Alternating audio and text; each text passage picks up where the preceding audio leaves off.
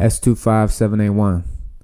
Man, bro was trying to crash out the night before he went home. Man, dog was going home in the morning. He did over 15 years in prison. And I think this was like his fourth bid. Grown man, been to prison multiple times. Obviously grew up in juvenile detention center, juvenile programs. Just like the majority of people like myself who've done, years and years in prison. So like bro was about to go home the following morning.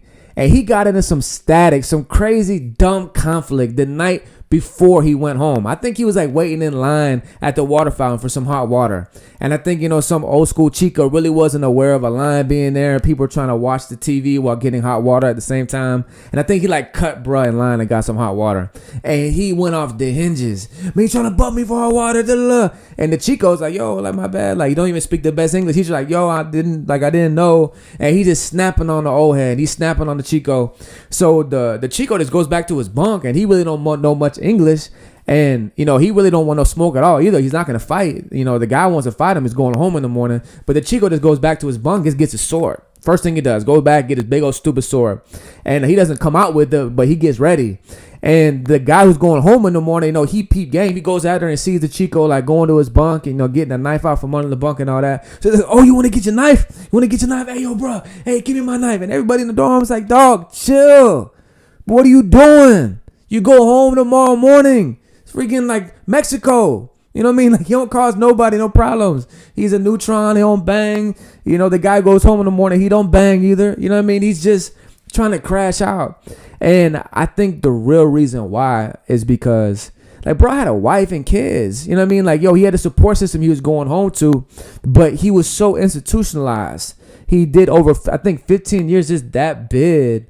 And, he already been in prison multiple times before that. I'm pretty sure he got married in prison. I don't know the fullness of his story, but I know that he was going home the following morning. And he was really about to get in some serious smoke with this old school Mexican for no reason, man. For no reason whatsoever. The dumbest thing over hot water. And I think the reason why is because bro was subconsciously like crashing out and self-sabotaging his release. He was probably scared to go home, man, because just like so many of us who've been in prison for so long, we become institutionalized. And prison or incarceration is our normal. That's what we know. That's what we're used to. That's what we're comfortable with. There's that hostile, this chaotic prison environment. And we could subconsciously be terrified to leave that and to go back home.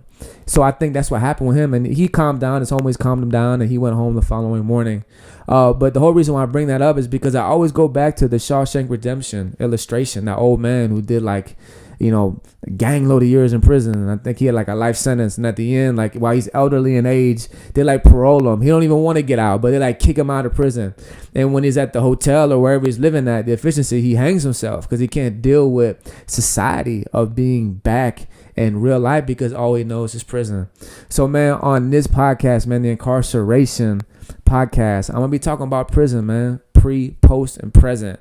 And I'm going to be filming a lot of the episodes in the studio. And I'm going to be doing some here at home where I talk about how everything that I experienced throughout my incarceration has radically transformed my life. My name is E.I. the King. I've done over 12 years in prison throughout 3 different prison bids. I went to prison for the first time when I was 18. I did 2.5 years. I came home. I was only home for 8 months. I went to prison again for 2 years. I came home, was only home for 6 months. I went to prison again the third time. And that time I did 7 years and 8 months. So I've done over 12 years in prison from 18 to 31. I've only been in society for 14 months. I'm now 32. I spent the majority of my life incarcerated. And right now, I'm 15 months out, currently on parole. Well, in the state of Florida, it's not parole.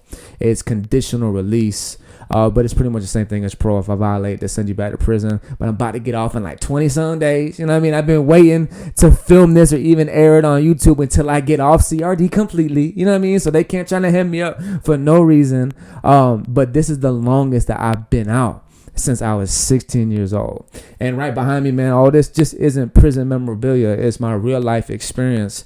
of just my life, man, of being incarcerated for so long. You see all these pictures, man. Majority of them are pictures of me and my kids in visitation, of me watching my kids grow up, in prison. And all these letters, man, those are letters that I wrote home to my mom or my BM or, other people who gave me my mail back for whatever reason whenever I came home. I think my mama kept the majority of them. Maybe even my mama, I think my baby mama gave my mama like letters I sent her because she was just like over with me or whatever. And then letters that homies had sent me while I was doing time and they were doing time too, like kites that they sent to my mama, and she'd read them to me like whenever I'd be on the phone. She gave them to me when I came home. So all this, and obviously the prison blues, like, yo, this is my real life experience, man. So throughout the Incarceration podcast, I'm just gonna be sharing like, detailed narrative of prison stories. They're going to be crazy. They're going to be sad. They're going to be funny. It's going to be violent. It's going to be, just, a dope, inside look of not just my incarceration, but ultimately everything that took place within me as a man, throughout the time in prison. And we can like unlayer, and just talk about principles behind them. So we're just going to go all over the place, man. It's going to be dope. So y'all stay tuned, man.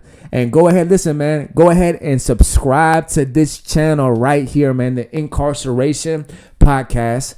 If you like what you see so far, man, go ahead and drop a fire emoji in the comment. 1 to 10, go ahead and rate it if you think it's trash. But the trash can emoji in the comment, man.